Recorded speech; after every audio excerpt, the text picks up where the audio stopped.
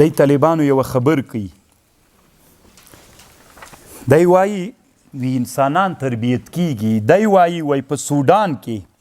داسې وحشي انسانان سته کله چې ځوان واده کوي ځوان راوستل سي ډېرې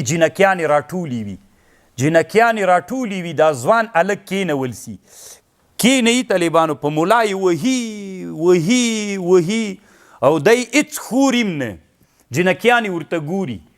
نو کله چې له مولا نه وینې روانې سولې او د اخم ونه که تروش هم نسو دې وهلو ته پس له هغه نه څوک کوي بیا یوه جلۍ راجېږي سي چې زه له ده سره واده کوم دا څومره د شجاعت نه ډک سړی ده ثم ترتفع عن هذه الطبقه الى الامم التي اخذت من العلم بنصيب بیا دی وی طالبانو په دې باندې وړکي هلکان عین له چا نه تربیت کوي له وړکیتوب نه تربیت کوي په وهلو باندې وهي هره ورځ یوه هلک ته ورکوي له همدې سره تربیت سي بیا دا زوی مړي خوږېږي نه حتی طالبانو وایي داسې سي چې دی وایي دا نظریه په پخوانیو ادیانو کې په شرق په شمال د اروپا کې طالبانو سویډن کې وایي دا مسله داسې حالت ته ورسېدله هلته د قوم داسې حکم وکړه دی جاهلان ول وي داسې وکړه انسانان تربیت کوي انسانانو نه کار واخلئ انسانان د کفر په لاس کې مه ورکوئ داسې وایي کوي دوی په د سویډن کې مخکې د ده په زمانه کې وایي داسې به یې کول چې د حکومت پاچا داسې اعلان وکړو چې دلته به څوک په خپل مرګ نه مړ کېږي که څوک په خپل مرګ باندې مړ سو طالبانو هغه سړي ته ډېره جریمه وله باید سړی ووژل سي داسې مرګ داسې قمقل ادیانو انسانان له همدې سره بلد سول طالبانو ته فکر وکړه طالبانو مرګ څومره سخته خو انسانان یې داسې تربیت کړل او داسې ولعمرك لم يكن ذلك الا التربية الشجاعة في القلوب وان يألف الانسان عزائم الامور فلا يجزع للمصائب ولا يحزن انسانان یې داسې تربیت کړل چې سړی به ورته ووځه طالبانو همدې سره دا ټول ملت تربیت کو سړی به چې د تی ډېر سپین ږیری سو به یې وځه اتي به خلکو کې درد مرد نه و چې وزاړه پسې را وزاړه همداسې تربیت کړي ول انسانان تربیت کیږي انسانانو کې الله ډېرې قوې الله عز وجل په انسانانو کې پیدا کړي دي دی وی طالبانو وجوب المحافظه على الوطن في الاسلام من اهم ما في القرآن کې وی مسلمانان دې ته ډېر هڅول سوي چې د خپل وطن نه باید د هغې حفاظت وکړي وما لنا الا نقاتل في سبيل الله وقد اخرجنا څه دي موږ لره چې موږ به جهاد نه کوو موږ له خپل وطنه ویستل سوي یو دې جنه دی وایي چې محافظه علی الوطن به هم کوي اسلامي امت به محافظه علی الوطن هم کوي وایي کله چې اندلس سقوط کو په هغه زمانه کې د اندلس په خلکو کې نه شهامت و نه حمیت و نه شرف و نه دین ول ټول جاهلان و افلا ترى ايضا ان المسلمون اليوم نائمون ټول امت مسلمان اسلامي نن وایي ویده نه ده اللهم الا ما اغیم په اللهم ویلی دی اللهم الا ما حصل قریبا من اهل الافغان هغه وخت کې نه وایي د ده په زمانه کې افغانستان د استعمار د انګلیس نه خلاصوی ده والفرس والترک فانهم استقلوا ونبذوا حکم الفرنج لبلادهم د هغوی هغې بیرته ور واچوله موږ تاسو سره نه کیږو ذا بلاد المصریه مصر هم هغه وخت کې لږ طبیعت را برابر سوی ده دی دا نور ټول بلاد ښیي مصر والتونس والجزائر والمشرق والمراكش وبلاد الجاوة وسوماطرا والشام وفلسطين والعراق وأهل البلاد في تلك الأسقاع متحاسدون متباغضون متساقلون خپل منځ کې لسره وران دي دا مملکتونه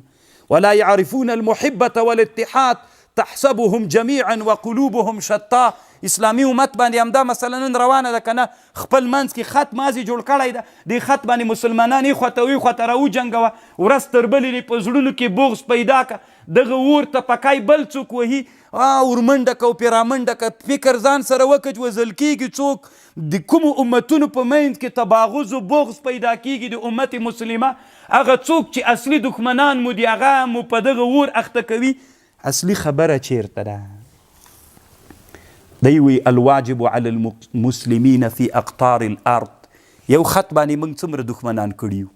ای خواته پښتانه دي دې خواته پښتون چې کینی موږ هغه غیرتي خلک یو هغه څنګه ورکه مه یادوه که دا خط ویوړل سي هغه ډیورن ابل سر باندې کېښودل سي بیا څه وایي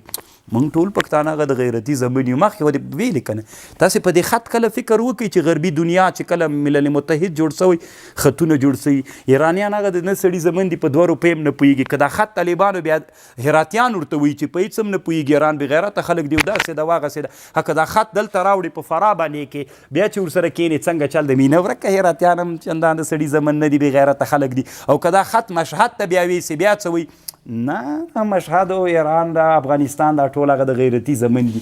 یو خط کار خراب کړی که نه ده خراب کړی طالبانو مسلمانان په خط باندې فکر کړی دی یو ورځ تاسې چې د خط موږ د اسلامي امتونو په مابین کې بیلتونو بغضونو عداوتونه پیدا کړي اصلي دښمن یې له موږ نه دومره لرې کړی کاش کې دغه سرحدونه چې نن پاکستان او ازبکستان سره مو درلودل ایران سره مو درلودلی دا ټول یو وای دا سرحدونه طالبانو عین د هند د کوپر سره پروت وي دلته روسانو سره پراته وي او داسې هغه چینایانو سره پراته وي اسلامي امت بغض و دښمني مو هلته استعمالېدلی نن یې چې دلته په خطونو باندې دا اوس که ته راواخلې د قندهار او د زابل په منځ کې خط جوړ کړي بیا به قندهاریان وایي موږ د نر زمني زابلیان په څه باندې پوهېږي زابلیان وایي موږ د نر زمني دا په څه باندې پوهېږي که دا بیا په قندهار کې خطونه واچي مملکتونه جوړ کړي بیا به هغه وایي څه ورته وایي د ارغندا به ولې وایي موږ د نر زمني پنجوایي وله په څه پوهېږي داسې به امت مسلمه یو تر بله ټوټې ټوټې کړی ده نن همدغه حالت ته که نن چې چا سره د موږ دښمني پکار و هغه دښمني په خطونو باندې دلته موږ ته رانږدې کړې ده په همدغه خطونو باندې موږ سره خپل منځ کې دښمني اچولې ده د اخرینۍ خبر به درته وکم الواجب علی المسلمین فی اقطار الارض وی واجب په مسلمانانو باندې ایها المسلمون الفرار من العار انظروا فی سائر شؤونکم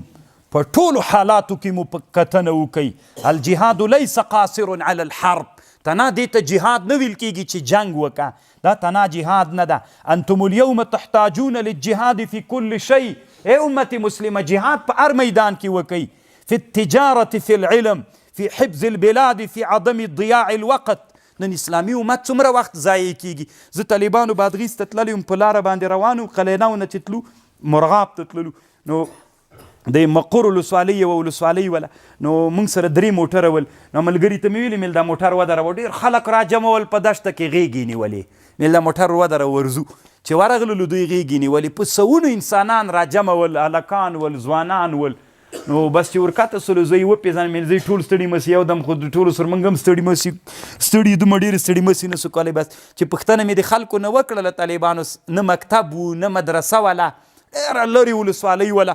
نو سهار راجیګ سي غېږې ونیسئ راونیسئ بیا چپه کوي راچپه کوي نو ټول انسانانو په دې باندې عمر تېرېږي تاسې د خپلو وطنونو کې د ځان سره فکر وکړئ تاسې د خپل ځوانان په څه شي باندې عمرونه مصرفوي